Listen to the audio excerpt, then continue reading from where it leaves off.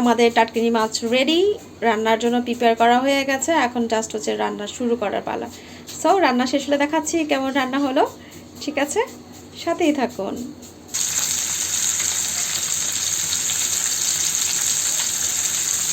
এখন মাছটাকে আমি ভেজে নিচ্ছি। ভাজা শেষ হওয়ার পরে হচ্ছে পরের প্রিপারেশনে যাব।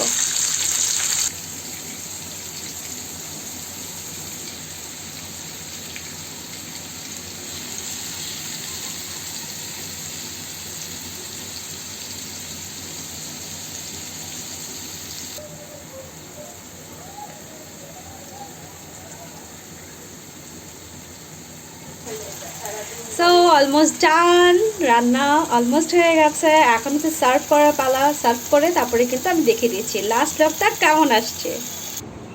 সো এই হচ্ছে আমার খাবার, একদম টোটালি ডান। এখন আমরা হচ্ছে এটা প্লেন রাইসের সাথে সার্ভ করব দুপুরে খাওয়ার জন্য। সো সবাইকে সাথে থাকার জন্য ধন্যবাদ। Thanks for watching.